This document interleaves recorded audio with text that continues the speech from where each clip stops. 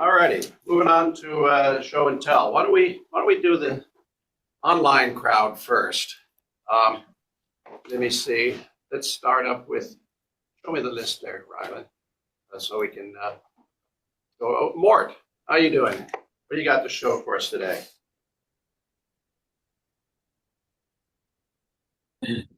I have the gratings and the railings in place, and now I'm working on the chain pump.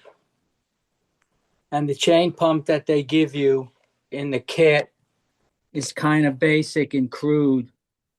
So I'm trying to make my own chain pump. Mort, can you show us the cabin again? Okay.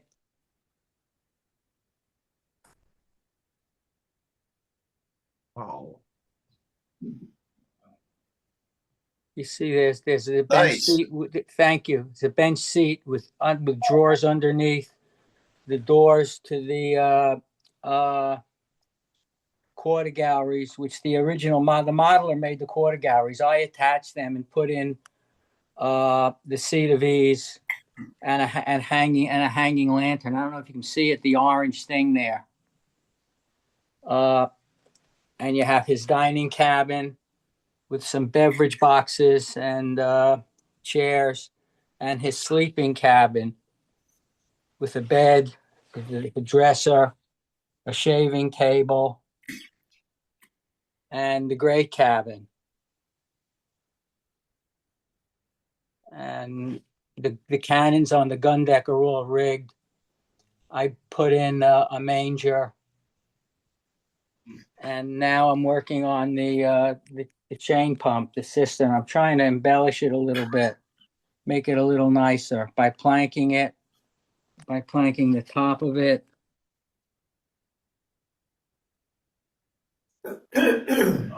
Oh.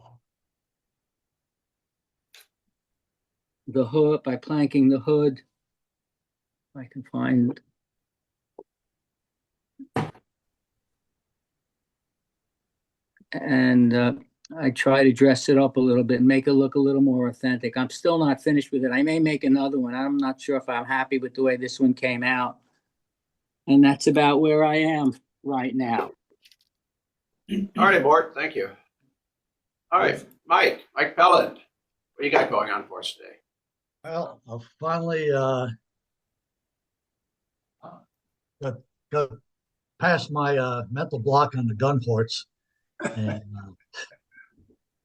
quite a challenge getting them in. And I've got the guns painted and ready to go into place. And now I'm looking at Mort's rigging, and Mort, I'm going to write you a note asking you to send me some stills of the gun rigging. Because with the in swing of the hull, I'm a little challenged there to get the rigging in. But plan on getting the gun deck finished and the spar deck, at least the beams installed this month. Thanks.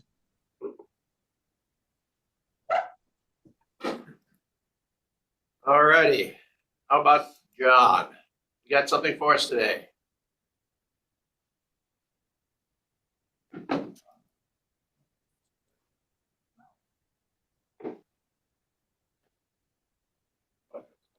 Boy, that looks nice.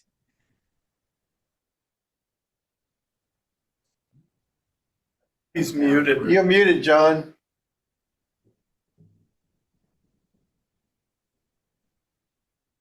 All right, talking to myself. Again, this is a Butler class destroyer escort. It's the USS Naifeh. And rather than to have torpedo tubes and so forth, this one was refitted with anti-aircraft pods. You can see quite a few 20 and 40 millimeter on there. It did retain the K guns. It also retained the depth charges aft. So it still had any aircraft or anti-submarine capabilities, but not to the extent that it did before. And if you notice, it has a very, very small sonar suite, extremely small, one of the smaller ones in all of these kits, but it fits into the general class of ships that I'm working on right now, which is World War II, World War I destroyers. The interesting thing about this one is that it was named for Lieutenant J.G., who actually died when the DD-434, which is USS Meredith, is the second ship with that name, and I served on the fourth ship of that name, DD-890. It was a Fram 1 gearing class. So that's one of the reasons that I wanted to work on this one in this particular configuration. So I don't know if you have any questions, but at some point I'll be bringing this in with the rest of the tin cans that I've been working on. So would this be a picket ship? I'm sorry? Would this be a picket ship with all the anti-aircraft guns? It would serve that purpose. There's no question. Yeah, it would. It would probably be in a carrier formation. It would probably be inside the DDs in the ring. It also has hedgehogs up forward.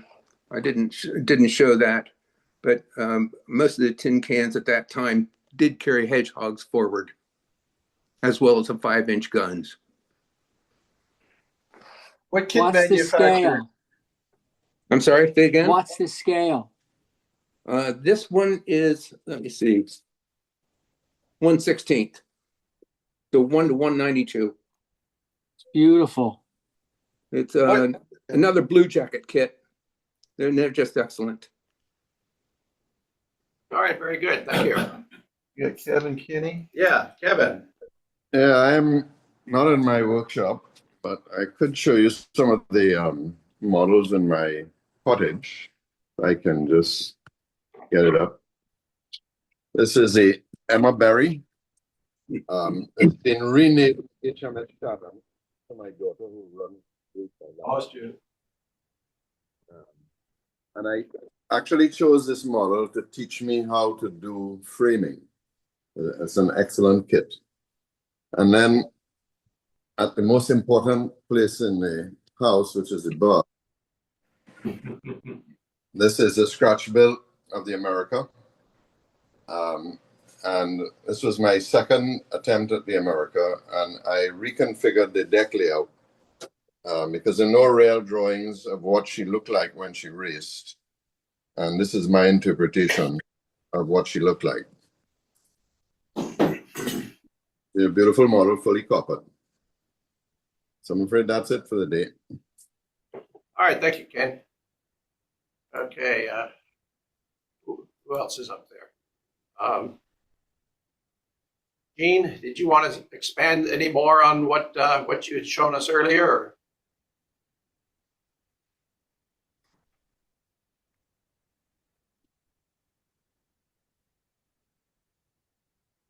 Did you want to expand any more on what you spoke about earlier? Can you hear me?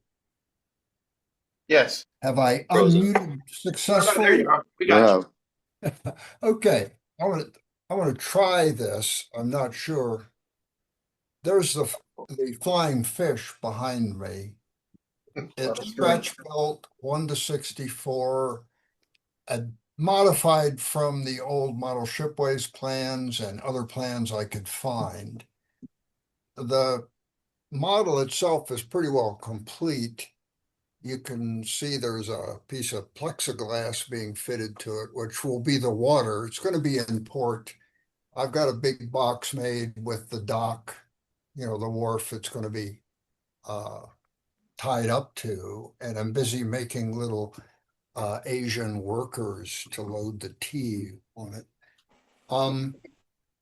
It's the usual thing, that there's some information on my website, but it's basically plywood ribs, the same number as would be on the actual ship, then plankton pine, and most of the rest of the woods are hard maple and basswood.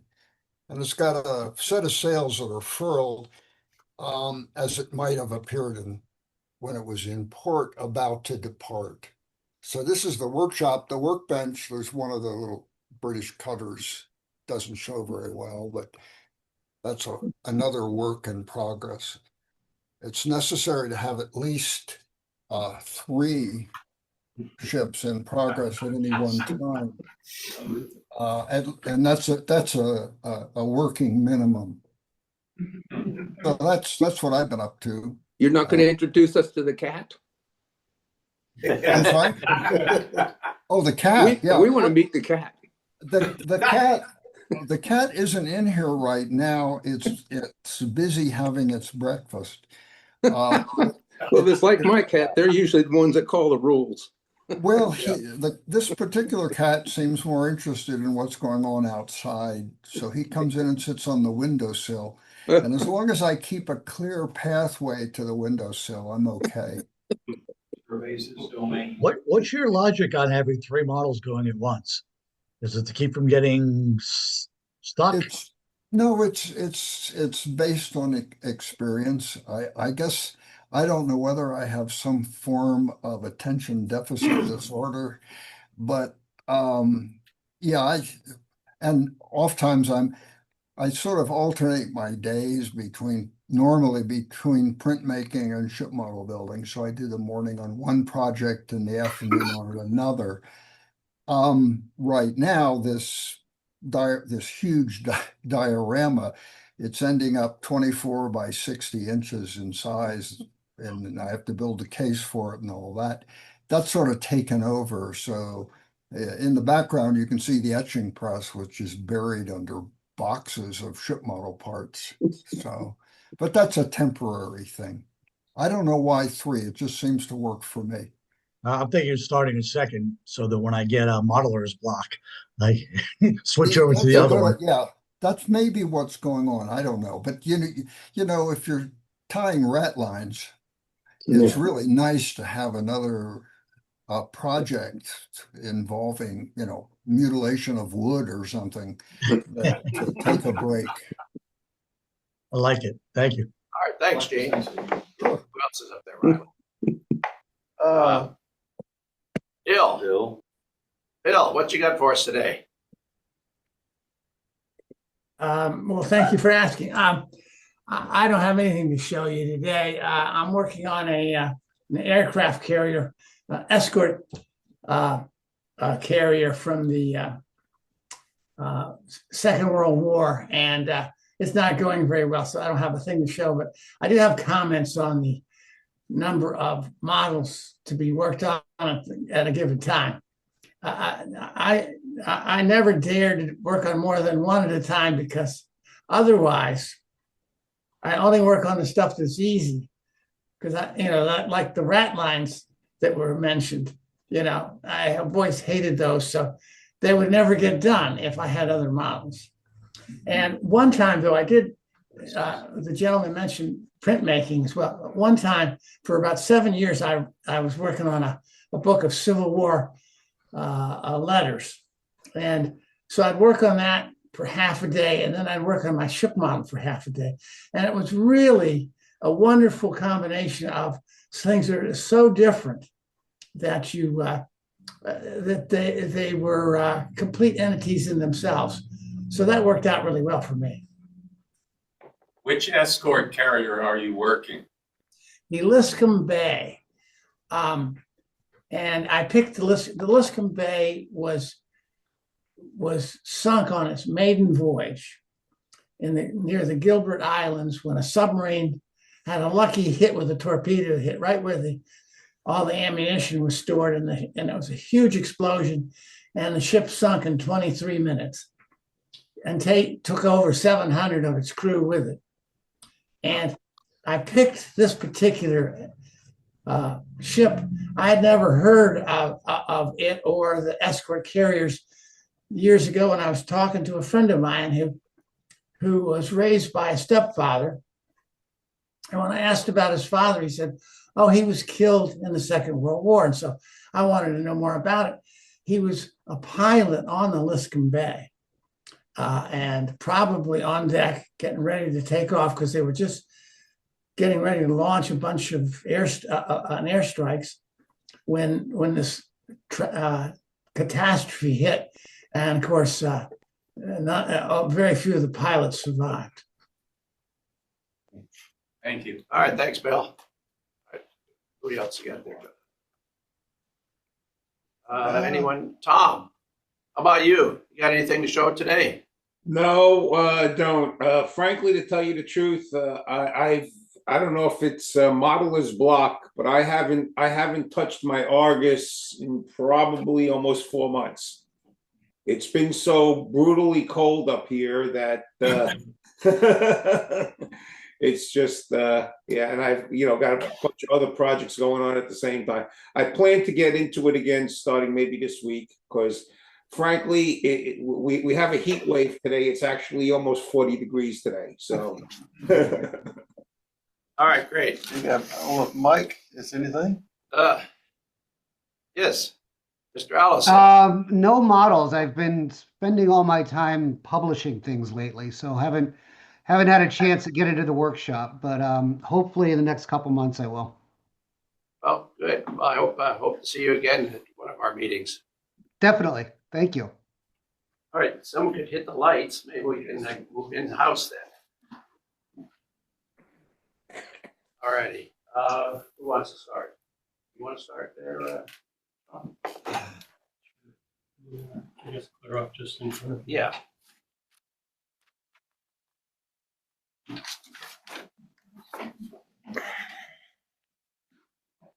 That's Right. Said somebody stole the table. Yeah.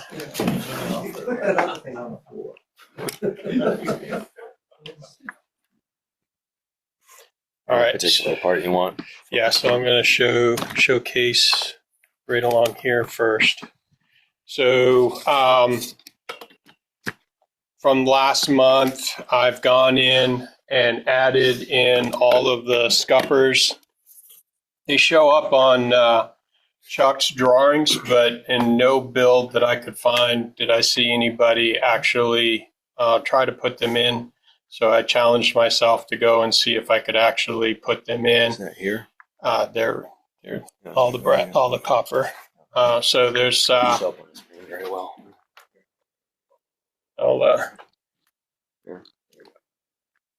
So those are the scuppers. So there's the large scupper opposite the chain pumps, and then the smaller ones for the gun deck where it's open in the waist, and then one all the way up where the manger will be for when the housers cables are brought in. From last month, I finished laying the deck. So the deck for the gun deck is now placed. As you can see back here aft, I've started to put all the trunnels in. So the talk about multiple models and modeling block. So yes, putting in literally thousands and thousands of trunnels. I've taken some liberty on some other models that I'm working on, not necessarily ship models. And then the last one I wanted to show was a prototype for the 12-pounder cannons.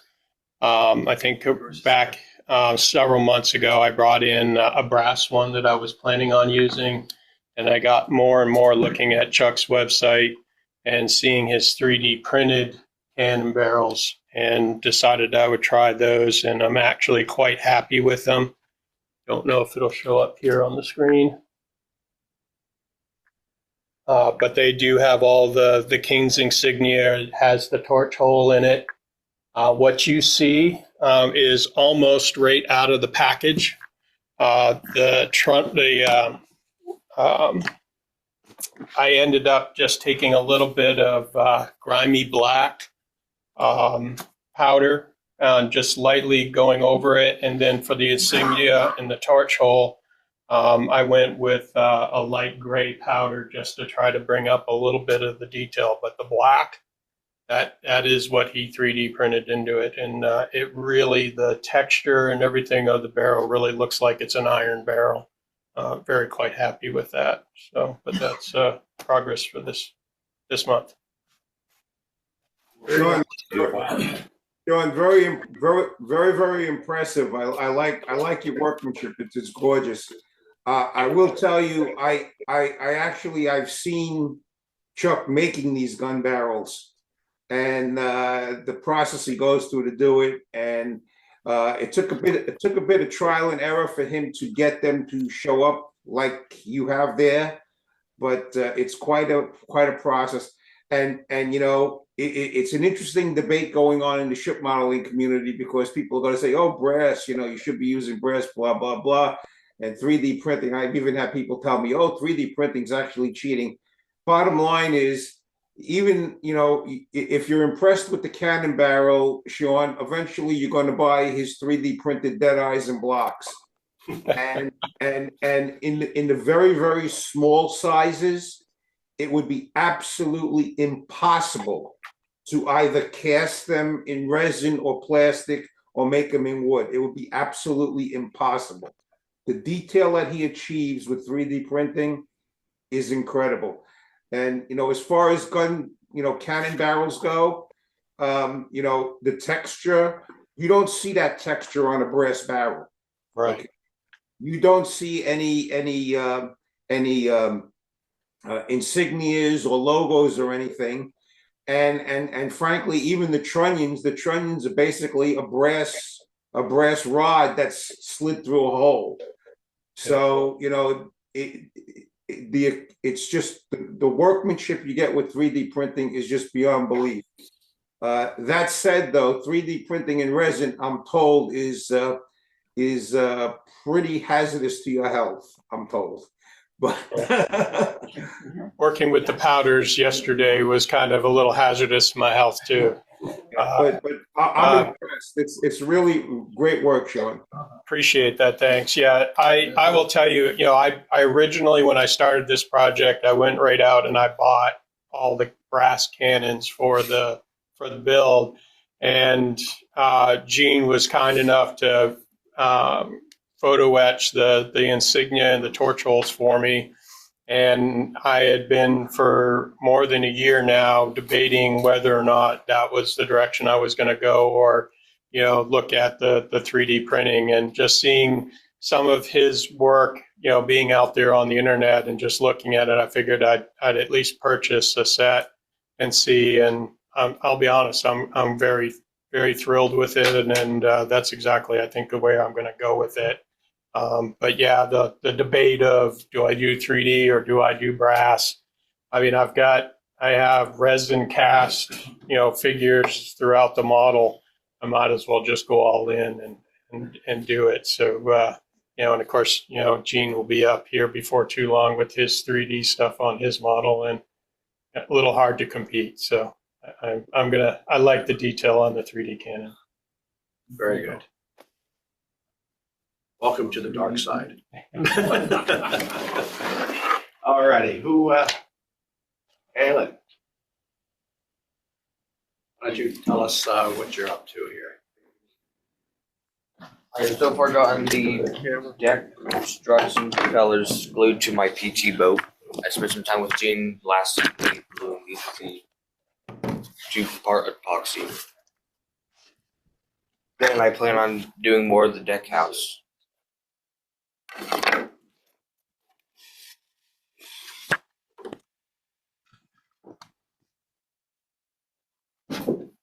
Then I'll probably just need to strip down, like kind of like trim the excess parts that I just need to, that I glued down. Very good. Are you going to start building large scale models like Gene? Probably. Mom and Dad might have a say in that. And on another room. No, I actually found a room for it last week. By the look of its length, it's probably longer than Gene's Zircon. Very good. Very good, Caelan. Your skills continue to improve. I was originally planning a few months ago making like this huge 4-foot long model of the Enterprise from Star Trek made of wood. But John says that it would be too heavy. Yeah. Now I plan on making a 3-foot long model of the Sprague stern wheeler. Probably after I finish this model in my my Baltimore Clipper. Good job. One at a time. Yeah, one at a time. I was originally planning it for my school art contest because it would be on display in my library. Yeah.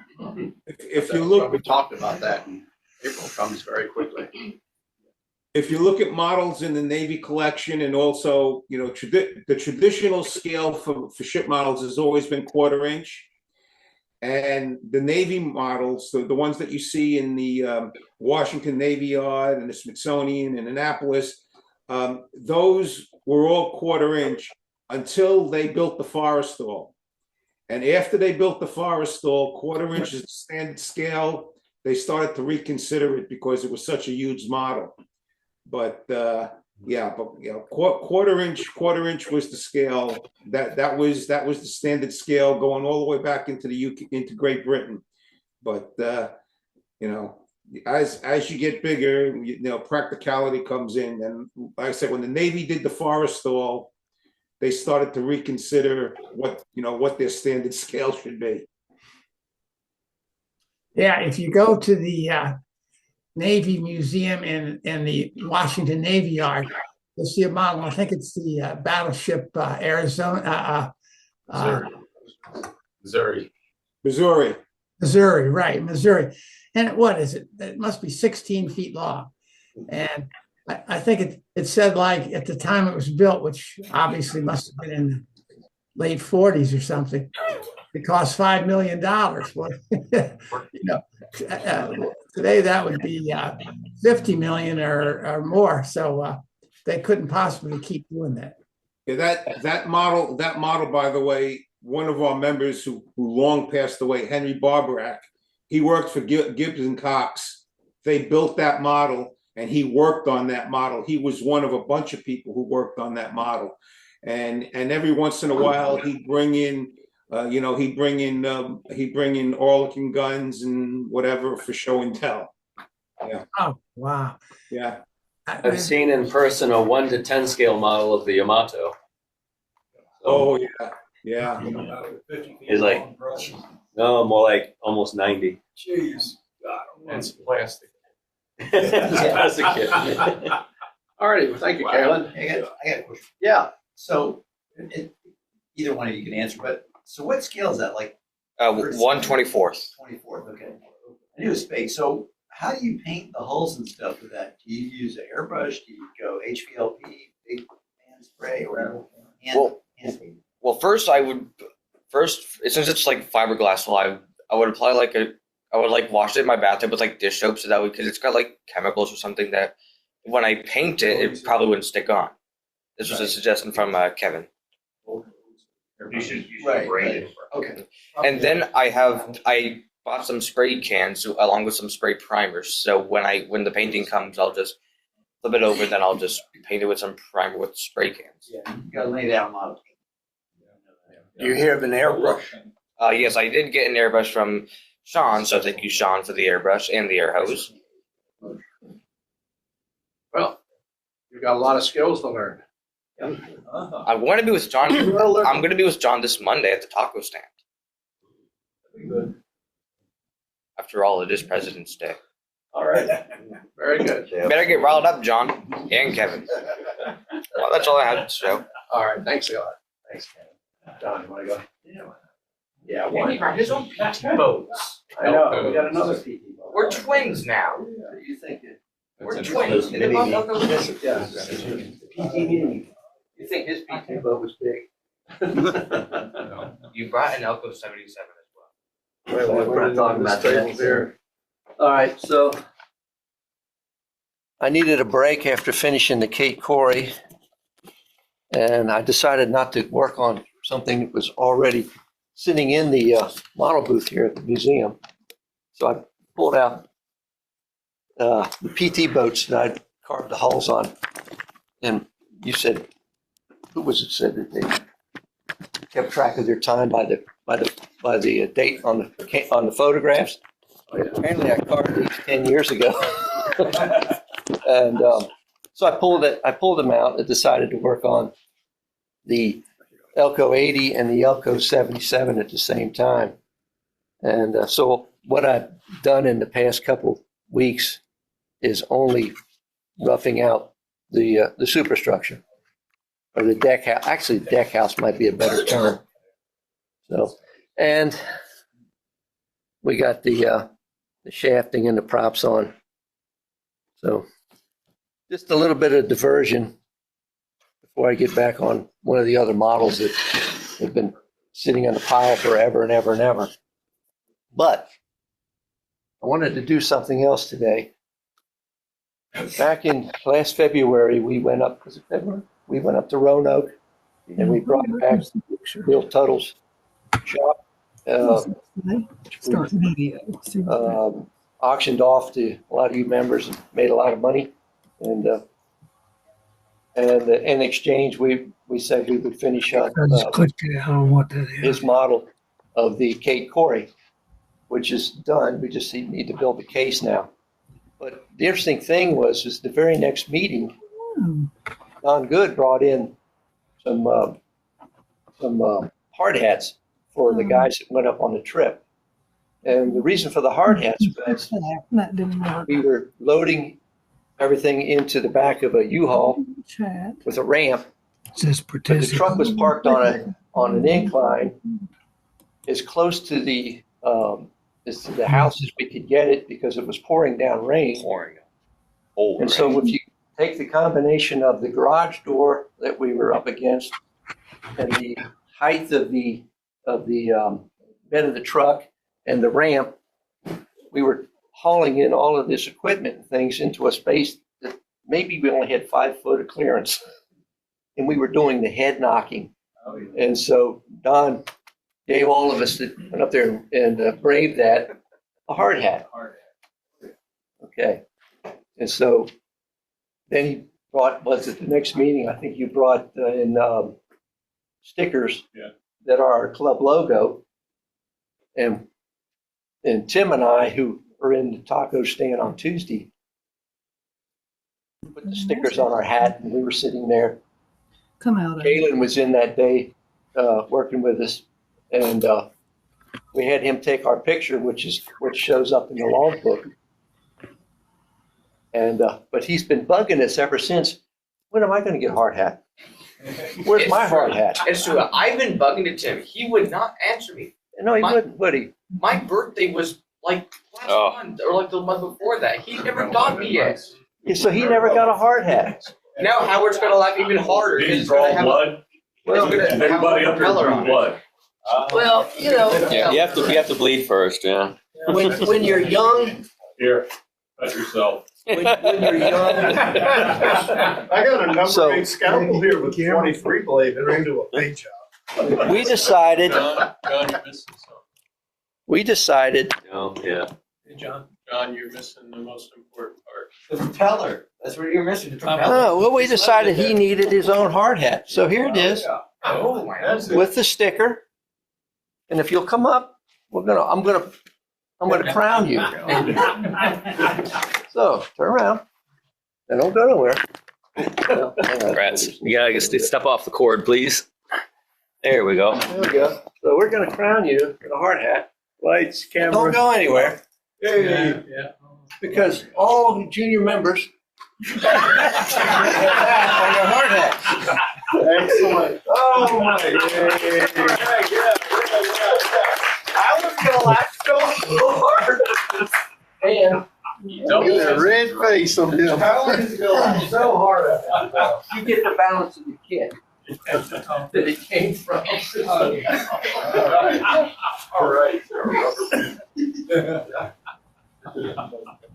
All righty. Good job. Howard is going to laugh so hard at this, bro. Who else got in that chair? That was good. Nobody? How about the next table? John, how about you? Where's the camera? Where's the camera? Keeps moving around. Yeah, thank you, man. I'm John. I'm a ship builder. Oh, yeah. This is the logical conclusion of all the stuff we've been talking about for a while now, 3D printing. This is a whole kit that is 3D printed of a single ship, not add-on parts and resin hull and all that sort of thing. So This is an escort carrier. It is the Bogue, and that means it's one of the first escort carriers. There are about 9 or 10 of them that were made from merchant hulls that were already in existence and were on the ways being built. And we were Hampton talking Roads others. Builders Club. Somebody sent me a link to their meeting. Oh, okay. Yeah. So the bottom line here is that if you believe that having something that's 3D printed is cheating, I'm all for it. I mean, it takes so long to build these bloody things anyway, that if you can get a good, accurate model, nobody can tell once it's all painted up, as long as you're not being judged. So my choice of this kit, which just became available, is because my entire career has been anti-submarine warfare. This ship sank more U-boats than any other of the Jeep carriers. And that was my reward. This goes alongside the Casablanca class Guadalcanal, which also captured a U-boat. One word of caution, if any of you are building even something as simple as an escort carrier, make sure you've got a picture of the ship on that patrol if there's a reason. In the case of the Bogue or the case of the Casablanca, there were 3 patrols in which she sank a submarine. Every one of them had a different dazzle paint job on it. And you only see, if you go through various pictures of it, you'll only see one that resembles this one here with just 2 colors, black and ocean gray. But the actual paint job on the Guadalcanal, the first 2 patrols was one thing, and the 3rd patrol was different. So if you're trying to be accurate, make sure you look at all the right time frame. That was the time frame when she captured U-505, the Guadalcanal. That's all I can think of to say. This is where I knew things were going about 2 years ago. Eventually, we would end up with a kit that was all 3D printed. And it is more accurate than plastic. So go for it. What scale is it?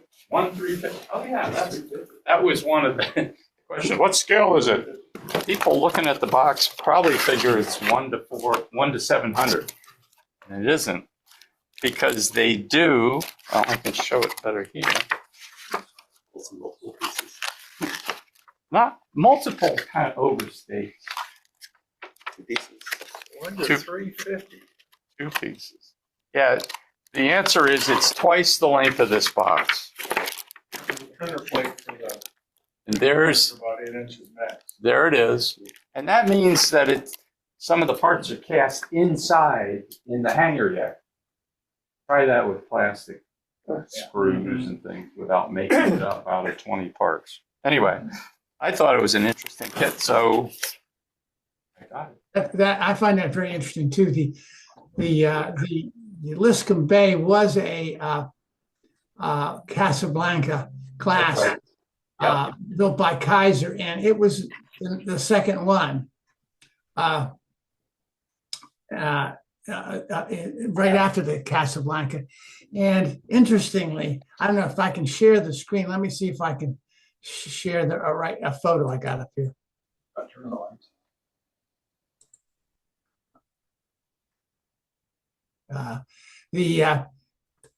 Many of the let's see, it'll share. This is one of the few photographs of the Liscombe Bay.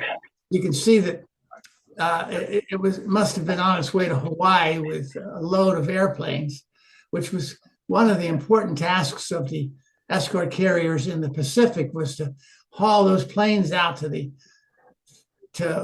that they didn't have to send a carrier back, big carriers back to get planes. These little escort carriers could go.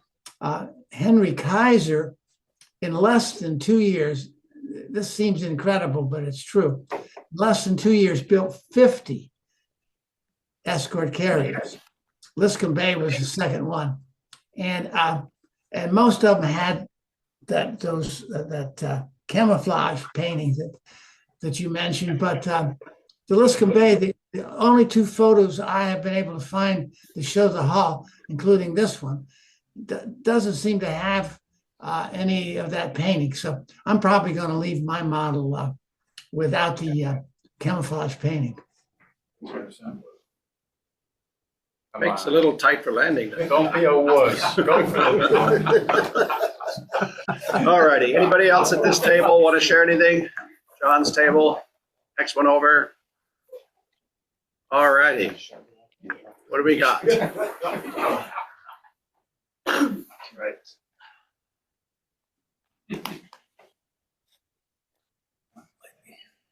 This side looks real good. Let's see that. There you go. Okay, so I wanted a clipper ship in my collection. And I was first looking at Cuddy Sark. Seagal makes a really nice kit of Cuddy Sark. Pat Rolls built it, and I've seen it. Makes a nice model. It was not too much going that way. And then Flying Fish is the other one that you see a lot of, and that did a whole lot for me. And then I came across this kit for Flying Cloud, and it's one that you rarely see. I've seen some small solid hull kits of it. This is the only one that I've seen that is a plank-on bulkhead model. Flying Cloud is a famous ship of history, which is what most of my collection is based on.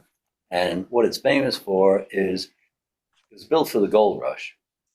And the ships of the gold rush would run down the coast around South America and back up to California. The typical time frame for that run was about 200 some days. So Clipper ship, just prior to Flying Cloud getting launched, did it in 139 days. So they cut it short. Flying Cloud turned around and did it in 89 days and a few hours. Ship was built in Massachusetts yard by Don McKay. Don McKay did not draw plans for any of his clippers. He would carve a half hull and take it out in the yard, and they'd build a ship based on it. And that's how this one got built. So the other thing that it's famous for is that this is the first ship that ever had a woman navigator. And Ellen and Perkins Creasy, married couple, he's a captain, he's a navigator. They both have a really great backstory, which I'll take your time up with now, but he was known as a hard-driving skipper on the China trade. And she was navigating with him on those trips. So when they came back from one of their trips, they wanted to put them in Flying Cloud to get it done around there. And the thing is, I never paid much attention to the gold rush, other than what saw in history books or on some movies or some bunch of people trying to find gold and get rich and everything. But the driver of the rush part of it, as always, was driven by the merchants, because first ship into port gets the highest price for their cargo. And merchants had to get all this gear, everything that the miners needed, everything that the shopkeepers needed in the stores that were opening up to supply them and everything. They had to get this stuff to San Francisco as fast as they could. So they started building clipper ships. And at the time, most clipper ships were coming out of either a New York yard or a Massachusetts yard. And they could launch one of these things in like 90 days. There were thousands of people working on these clipper ships. So Flying Cloud was launched 1851, and the actual maiden voyage, set the record, was 1854. So it took a few years after launching to actually get the masting and rigging and everything else straight on it. I'm reading a book on the voyage right now, and there's some interesting, tough parts going through the travels there. So that's pretty much the ship story. Model story is it's a Mamoli kit. So naturally it's going to be difficult to understand what the hell they're trying to do. Yeah, I built America, and after I built America, I swore I'd never build a Mamoli kit again. But that's the only way that you can get this. And it's not an original Mamoli. Dusek in the Czech Republic bought out Mamoli after the fire a bunch of years ago.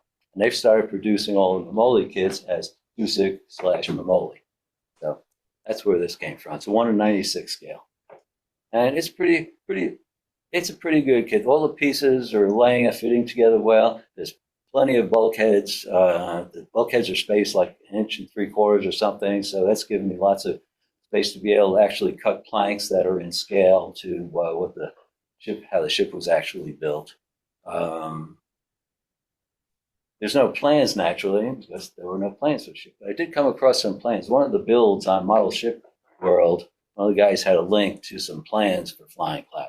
So I went and checked those plans out. And did a good job documenting where he got his information from and what he guessed at and what he saw from other ships that tied into this. I was looking at some of those plans, and one of them on the deck furniture, really interesting because it's got a lot more detail, more stuff on it than what comes on a kit drawing. So on the kit, I would say they're drawings, not plans. And the drawings are pretty good. They give a good view of it, and they give arrows and numbers of what the parts are supposed to be. And so then you go to the table.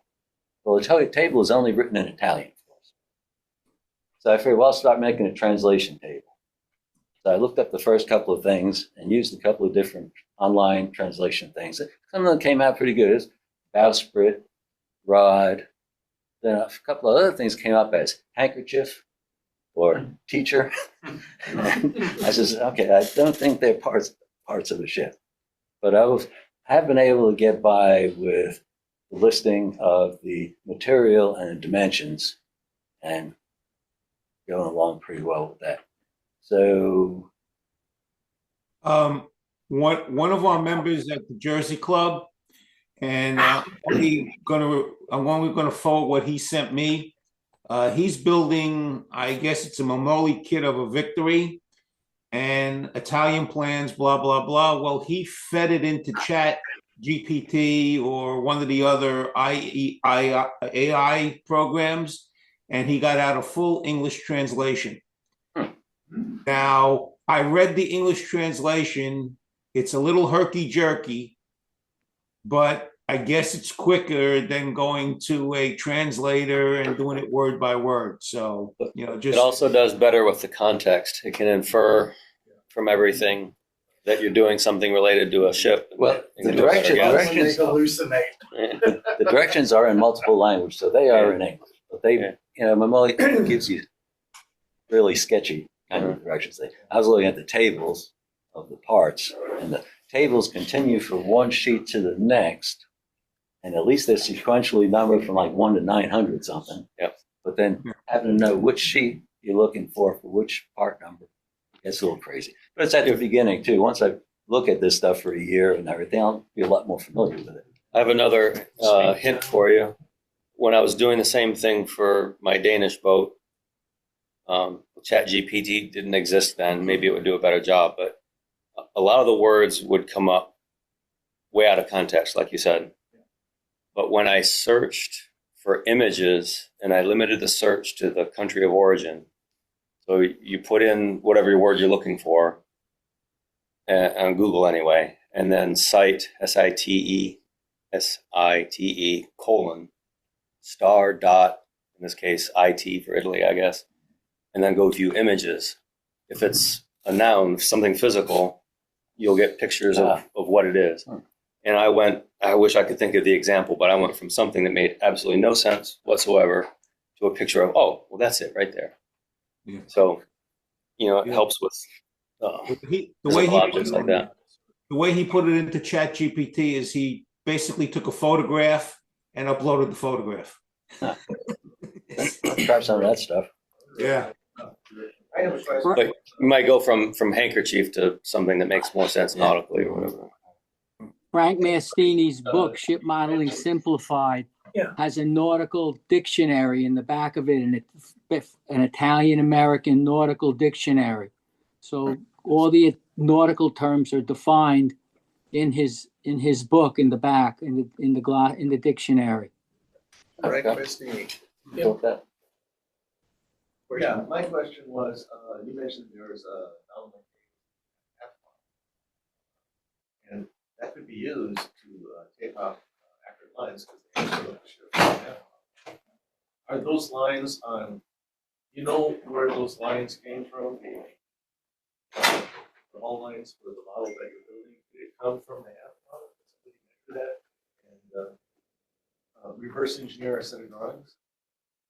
Well, the drawings that I found, yes, that's what he did, I think. That's one of the things that he did, but he also, when he couldn't get things from that, he got it from other flippers that around a similar time frame and thought it would come from there. As far as what the kit has, I say they're drawings, not plans.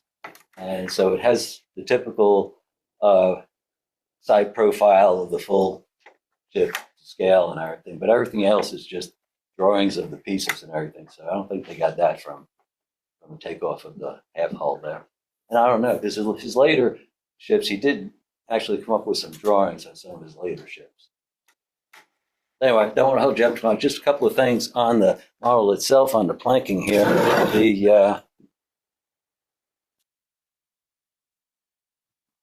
The bow part was interesting here, trying to get these planks to shape around the bowsprit, and that was fun. I hadn't had to do that before. And it came out pretty good, pretty tight.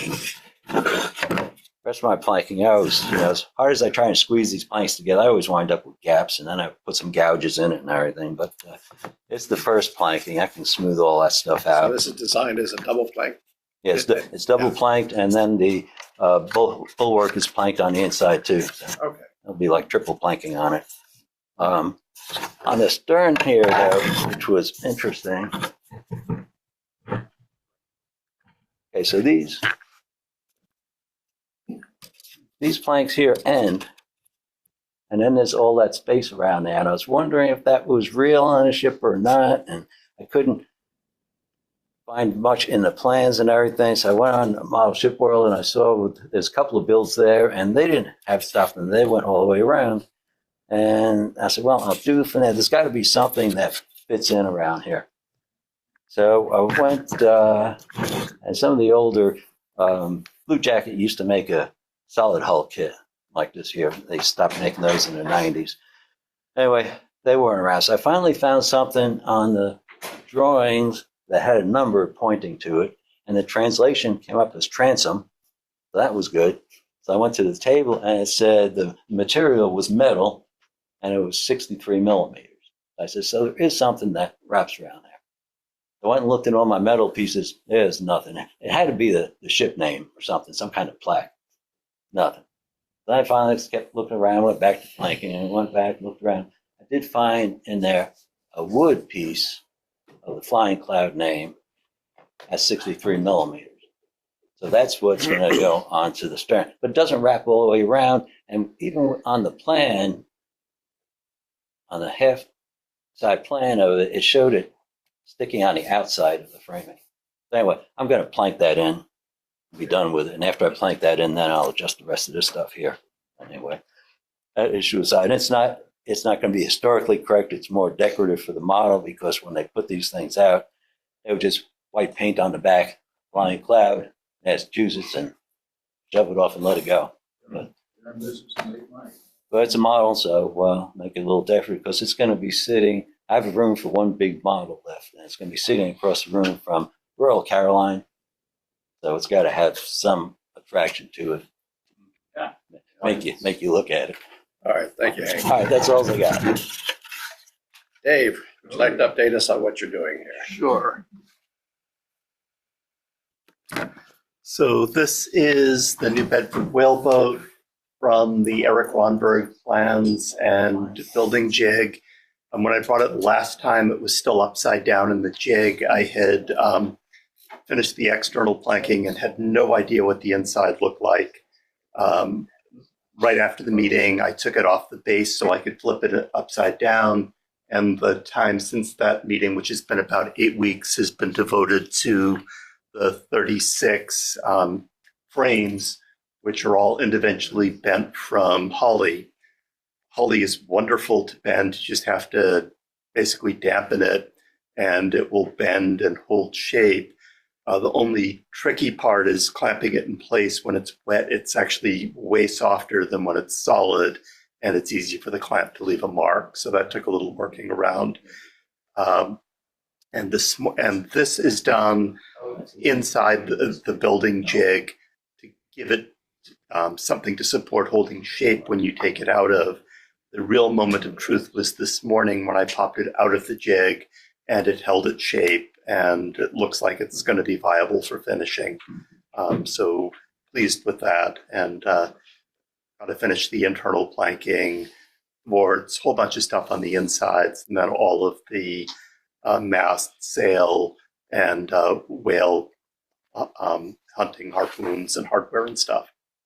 What scale is this? This is 1/16. 1/16. It looks very fragile.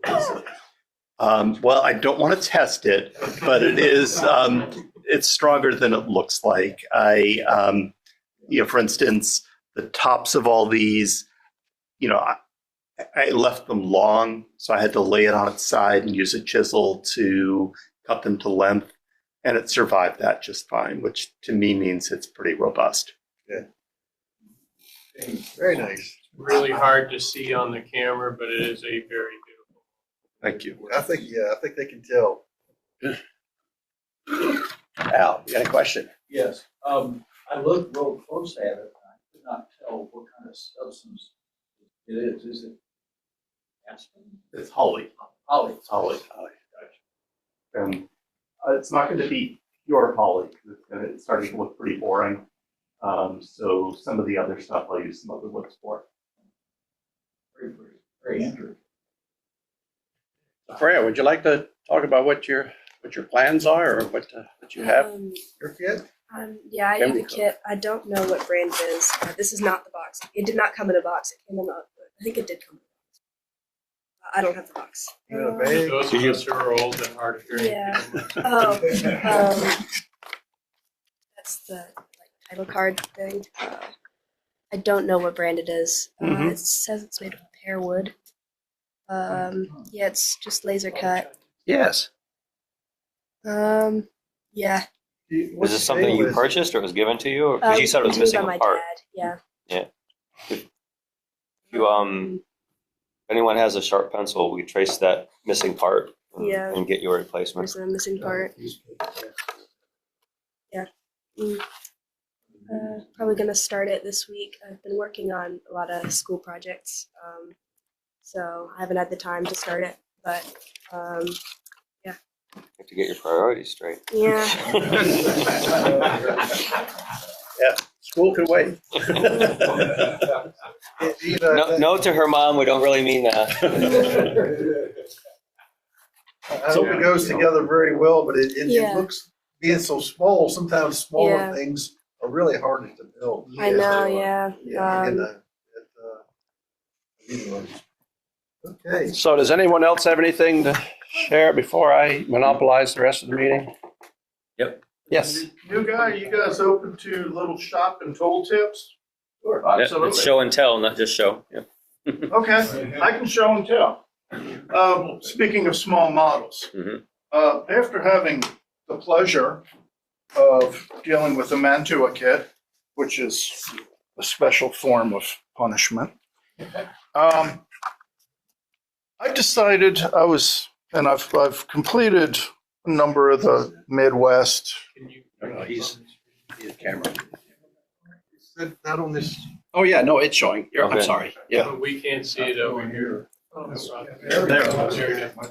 Oh, okay. I decided for giggles, after completing a number of Midwest kits and some other things, that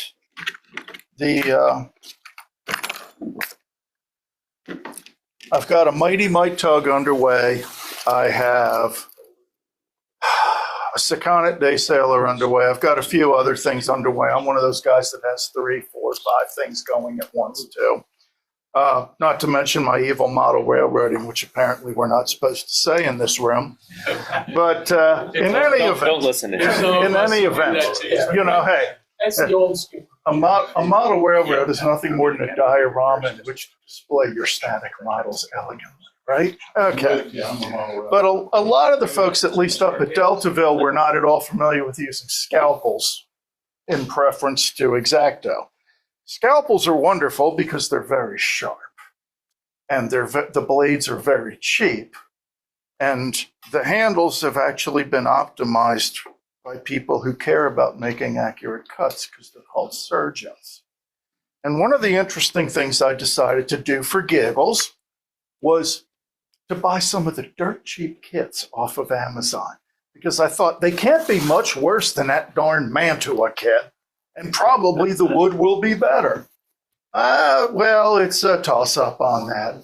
But I'm building a little fishing boat, and I think the thing's got a hull. It's about 11 inches long. And as you all have probably noticed, planking something small is more challenging than planking something large. And getting it all to work was rather painful. And I've also, with each model, I've attempted to improve the wood to filler ratio on my hulls. And I'm actually getting to a point where I have mostly wood and only filler in spots. So I'm kind of doing well. But, you know, when you need to, let's see, is that okay? I think that's going to be visible. You know, you've got that plank and you got to get that weird angle on each end and you're fighting with it. And you try to put a steel straight edge and you got your X-Acto number 1 with an 11 blade. And the darn wood pulls this way and the straight edge goes that way and you're going nuts.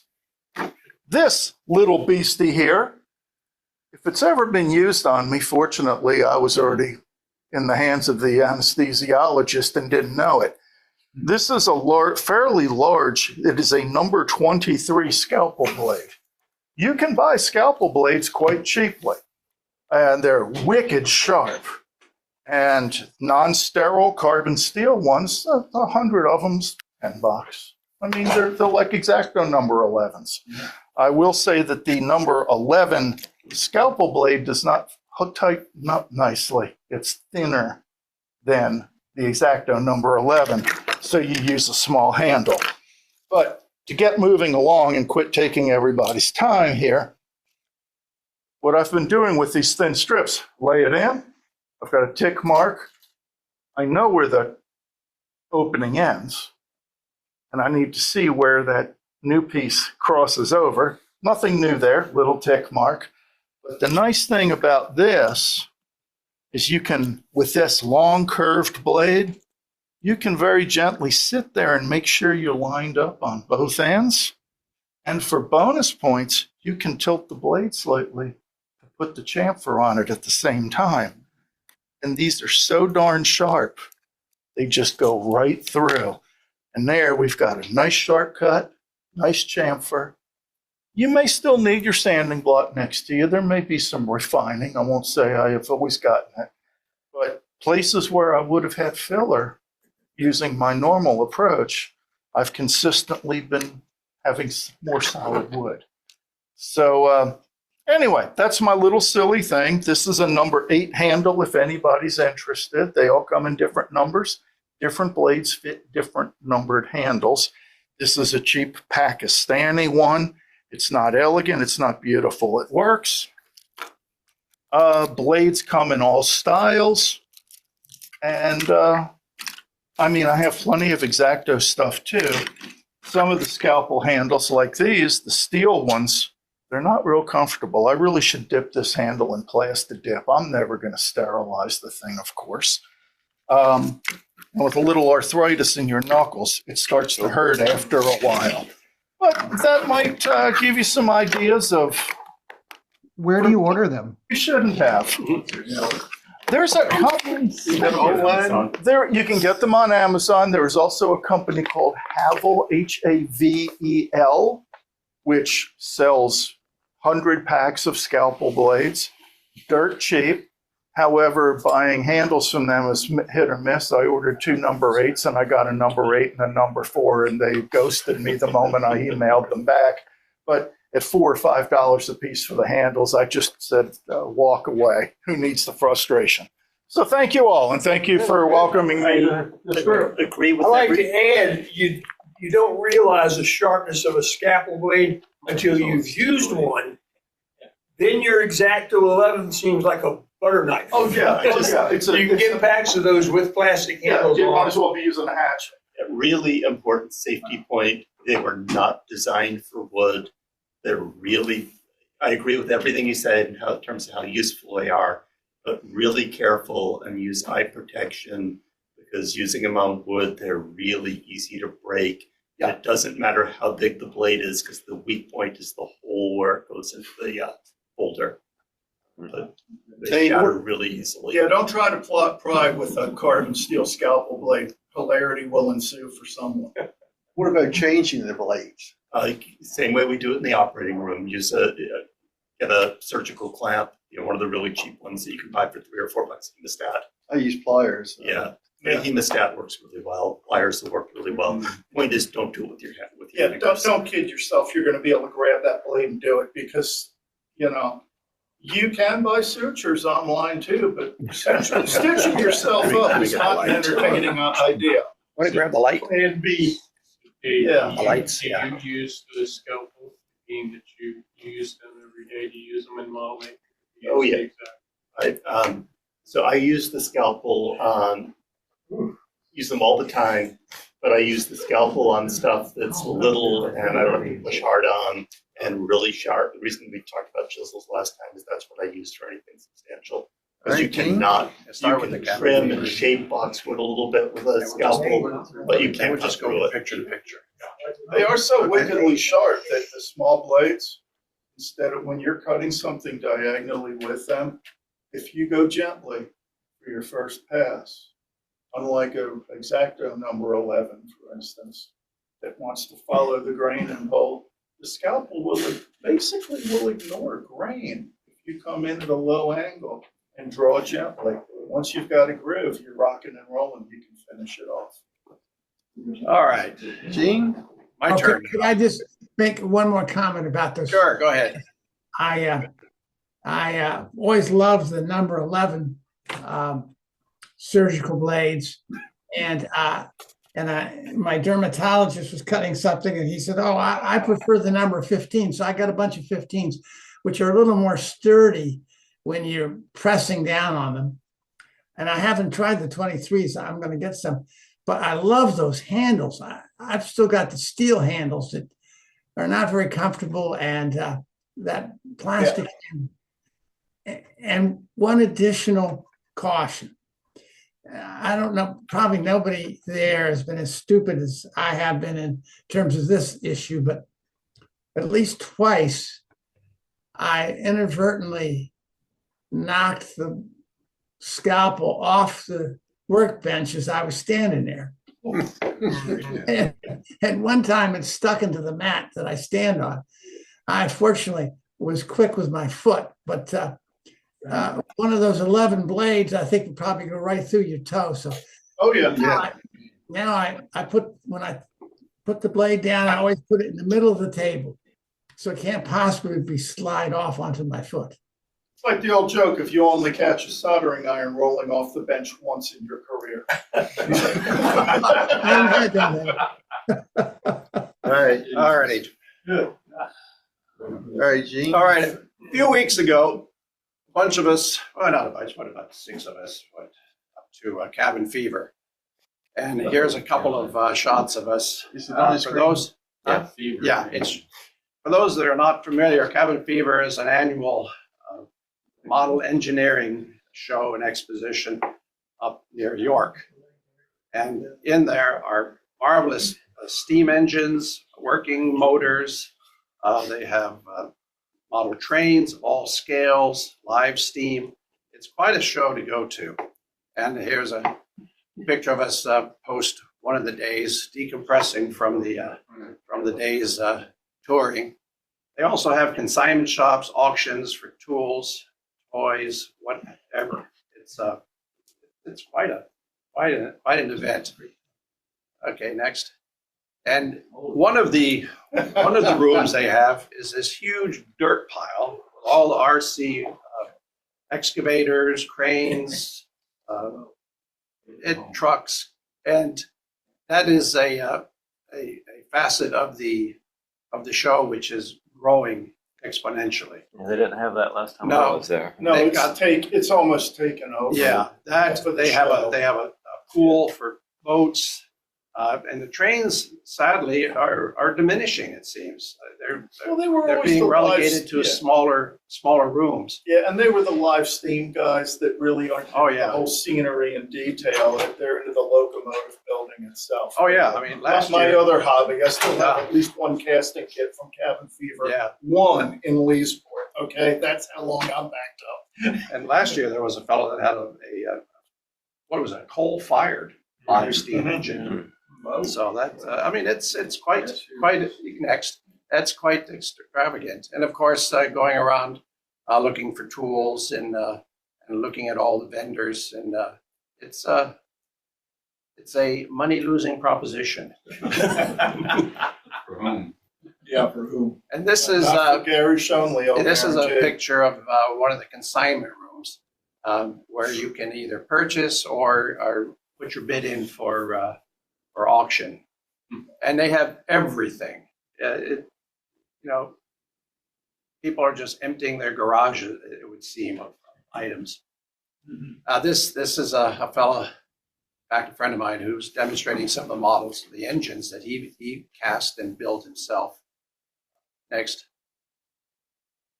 And of course, this was another evening at our now favorite tavern that we went to. Of course, you recognize Sean and John, Dave, Craig, his son, and Mr. Tim.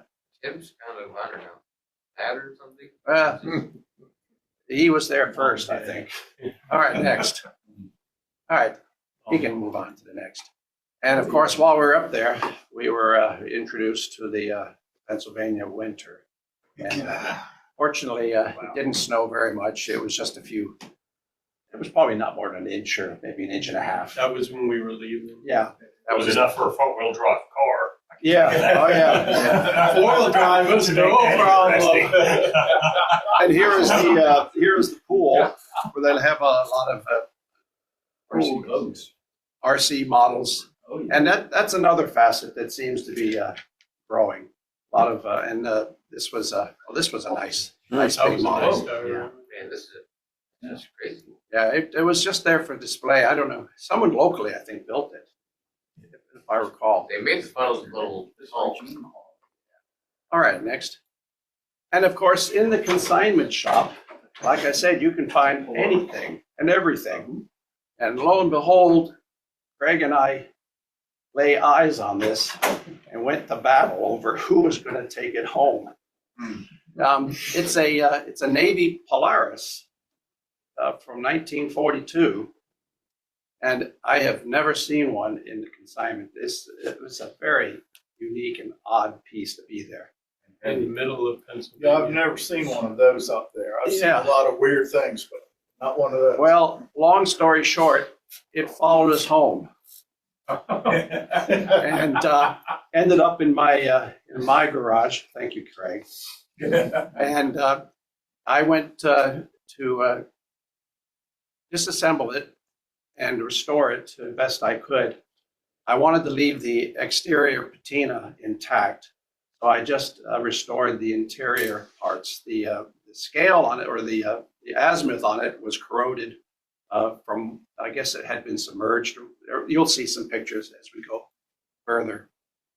Oddly enough, made by Lionel. They made a lot of naval components during the war, and Polaris and I thought you said that you didn't allow model railroaders. Well, they had already converted. So part of the disassembly was to take out all the parts. This was the lamp portion. There was a bulb in there. It was wired for 240, I guess, the ship's current. And the wiring was all corroded and burned and had to be replaced. Next. Good. And this assembly, I completely took it apart, removed the glass that was inside there, all of the interior components, so that I could get a wire brush to it, remove the corrosion, prime it, and repaint. Go ahead. That's the azimuth tool. And just some of the other components.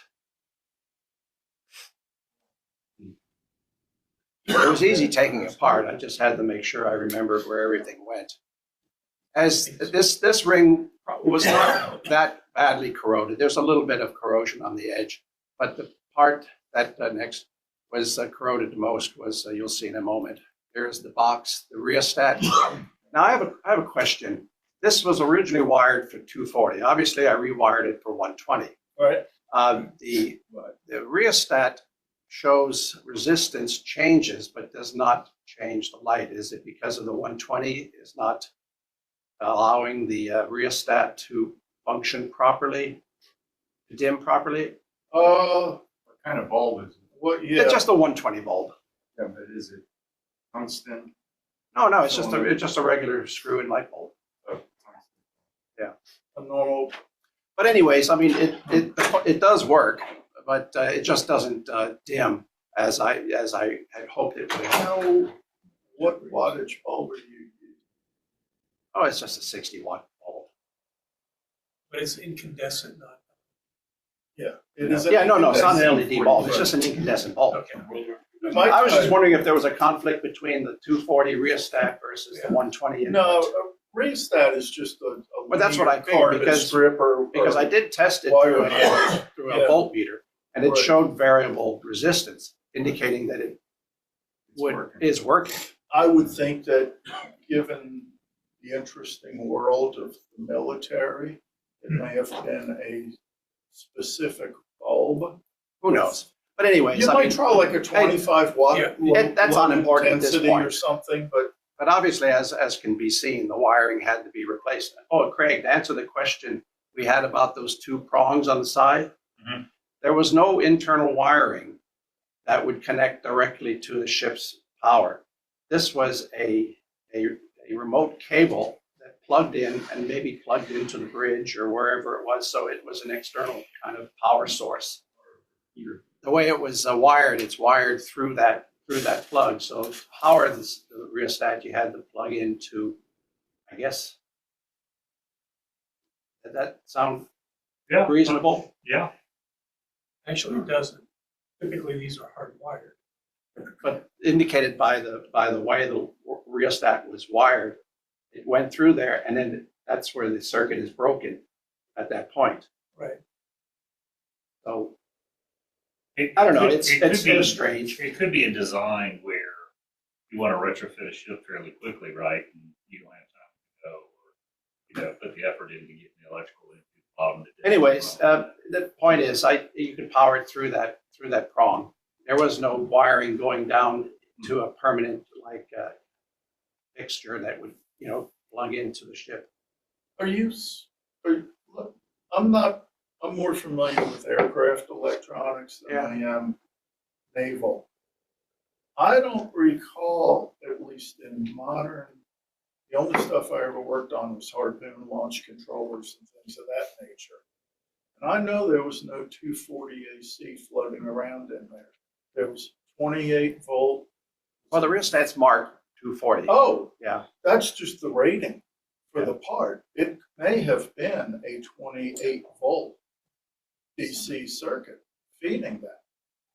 That was probably. I mean, electronics components. If you look, you go to Lowe's and you pick up a socket. Odds are it'll say 250 VAC 5A or something of that nature.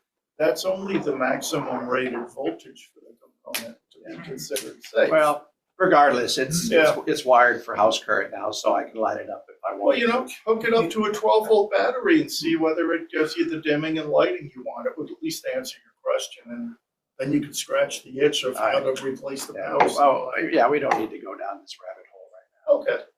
But the only thing the electrical does. Yeah, that's it. That's all. Okay, and that's the cover. And again, we can just move on. That's an interior. And that's where the bulb and the bulb fitting would fit. Which is which? This is the center line. What's coming from the side? Okay. Where's the From the side, that's the for the switch. There's a mechanical switch that connects to a toggle on the light socket. Okay. That's all. So the light socket sits in the middle of the next. Correct, and that's just a switch that you rotate That's to the turn on and extension for the off. switches. And then there was a rheostat that you could dim the bulb. Is the bearing ring 360 degrees or 180? Is it, in other words, relative bearing or true bearing? I have no idea what you're asking. The numbers, Go back a few on the picks. ring. We'll get to the ring in a second. 360. 360. Okay. So it's absolutely. And like I said, all I did, okay, here we go. Here's what it looks like. And the on-off switch, it's a simple on-off switch and rheostat connection. Is that a phenolic socket? Yeah. It's old. Modern. And it works. Alrighty, next. After having repainted the interior, replacing the glass, I didn't repaint all of it, just the black parts and that which was corroded. I wanted to stop the corrosion and put a primer on it. And here's the azimuth plate. You can see the corrosion was pretty extensive. It pulled off the paint and started eating into the brass. And so I needed to fix that. In order to do that, next, I mixed a poultice of vinegar and flour and applied it to that. That helped to eliminate, stop the corrosion, and next. And that's what I was left with. And then next process was just a matter of repainting. I airbrushed the black background. All of the azimuths were raised, so it was a simple matter of, after it was painted, to then go and just remove the paint from the brass, which was raised. Now, there was still some staining, a little bit of staining into the brass. So that's probably internal into the brass, and there was nothing I could do to get that off, polish or buffing or anything like that. So a little bit of minor buffing there. But it did come out pretty well. It's it's refreshed. Everything works fine. Everything's clean now. And it was just a matter of hauling it into my playroom and displaying it. You mean your boat cave? Yes, my boat cave. So are you going to build a boat that it'll fit on? Could you go back one picture, please? Yes. Wow. Gene, It is a 180. I'm sorry. Gene, was that 180, used? 180, not a Okay, 360. question online? I'm sorry. Was that used to determine the direction of a target, or what? What was that used for? I guess it would be used for sighting a target relative to the ship's position, direction, and or objects, navigational use too. The compass rose is not live. It has to be set and coordinated with the ship's actual heading, and then the azimuth would give you relative bearings. Right. I see. Thanks. That shows, I guess is that 360? It's 360 on the inner and split 180, 180 on the outer. Oh. All right. Yeah, one's for truth, one's for relative. In effect. A side comment on that is that I was always impressed when we took our instruments. I was a quartermaster, and when we took our sextants and compasses and so forth over to the tender to be refinished, what a beautiful job they did. And they would come back to us like they were just made yesterday. Well, I lost an entire week of valuable shipbuilding time doing this. It's funny how that happens with what If you got that board with it disgruntled, you could have called. And you said, I'll just clean this up this weekend. Turn it back and it'd be over to your house. And why this particular piece was kind of important to me. If you could zoom in, Ryland. The backstory is my father-in-law served aboard the DE model, which is there. And that's him standing on the bridge with his arm on Polaris. Now, this is not exactly the same model of Polaris. This was probably a little bit later version with a telescope. But but I thought it was appropriate to display it with his photograph. Nice. Magnetic material. Yeah, it is not light. All right, what's next? Gene, how much did you pay for that? Let me ask. I paid a whopping $225. Oh, geez. Wow. We stole it. Yeah. I mean that. You go online and a unit like this, if you could find one, could easily go anywhere from 1,500 on up. I think it's the last slide. Okay, then go to the Zircon. Yeah, with the stop share. Some days the home team wins. Okay, I got one last thing now. That one picture? No. Where's the other file? There's a separate file. Yes, I will get that. Okay, lead up to that. This next series of pictures. There it is, Zircon. Is the end of my project building the USS Zircon, which I have brought in today. It's now complete.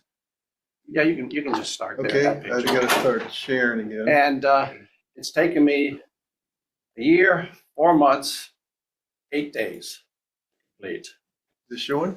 Yeah. Yeah. And where I left off last time, just kind of bring up to date to what you see on the table here, was the painting of the crew. These are figures which were obtained through Holden 8702. He's an online designer and a 3D printer. You can go to the next. And they, as you can see, come in all different shapes. All you have to do is paint them up. And these are O scale, 1/4 inch scale. Next. Now for the weathering of the boat, I wanted to depict it well worn, as photographs, the war photographs had indicated. And I use a variety of products, mostly pastel powders and so forth. I've not acquired the necessary skills to do washing yet. So I deal with powders. They're easy to work with, and if you overdo it, you can kind of wipe them off and start again. And the powders in the jars, that's a product called Doc's powders. Yeah, and they're good products. I've used them on a couple of models. All right, and you can go next. Gene, the pastel chalks you can probably get from Michael's. Yeah, they're available, and the ones that are in stick form, you get them in any art store. It's just a matter of getting a hard brush or something and just rubbing on it, using it, and all kinds of effects. I mean, here I'm kind of rusting the top of the wheelhouse. You can go next, and just applying corrosion and dirt and wherever you might expect to find rust on boats, which is just about everywhere.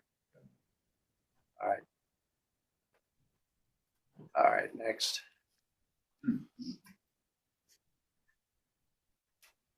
Along the inside of the bulwarks, wherever the bits are, and then wherever the water flow might take it. All right, next. And this model that you have in front started in October of 24, and that's what it started with. That's what it looked like then, and that's what it looks like now. So there's a few changes along the way. Yeah. I know you do things for a reason, and I'm wondering about that big patch of rust on the side. What's What did going that? on with that? Well, 2 reasons. It was in the picture, and it probably rubbed up against the dock. Who knows? I mean, this was a well-worn boat. It's a That's steel hull. Where the ship is the widest, right there. Who knows? Yeah. I tried to mimic and to take inspiration from the photos that I had seen. And I have a photograph on the table up there. You can look at it in a moment. Yeah, and that's the use of a lot of the pastels and stuff. Just you can keep moving forward. Hey, Gene. Yes. One of the things that was mentioned at the IPMS Nationals this year that I wanted to point out is that when you do weathering, especially like this, and also when you do situations where everybody thinks, oh, this ship needs to be symmetric, blah blah blah.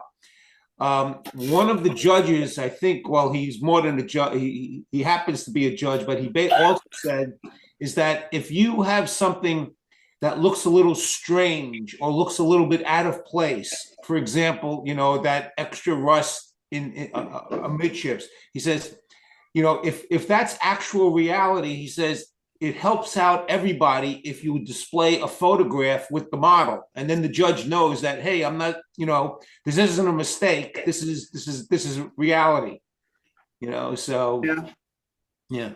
Or you just take it with a grain of salt. I mean, get that too. It's an old boat. They did ship-to-ship refueling. It could have been a scuff. All right, next. Who knows? All right. Also, this is part of the rigging which for the lifeboats.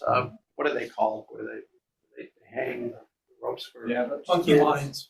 What are they? Monkey lines. Monkey lines. They're knotted for a great grip. Yeah, and they were applied to the boat, lifeboat, which is depicted here, full of all kinds of stuff, as I would expect a ready boat would have, just junk. What's your purpose of the line? So when the boat is down in the water, you can jump on the line and shimmy down. What you do is if you put the boat at the rail and you load the boat at the rail, and then as you're lowering the boat into the water with the boat crew, they're holding onto the monkey line. So if you have a mechanical failure of the davit system and the boat drops, they're holding on and they're hanging midair, but they're not falling with the boat. And that's the idea of the monkey line. Okay. Yeah, go ahead next.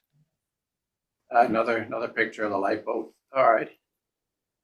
And also, they carried some cargo netting on the side of the boat. They did a lot of sea rescue and so forth, and they would have these nettings just kind of at the ready to just hanging down. So this was how I tied it together. It wasn't a very large net, but it had to be there next. And that's where it would just kind of be stowed along the side of the boat. That way they could have access to it easily. And just some scenes around the boat of the crew and close-ups that you may not be able to view looking at the model on the table. Is your dad there? He's up on the bridge somewhere. My father-in-law.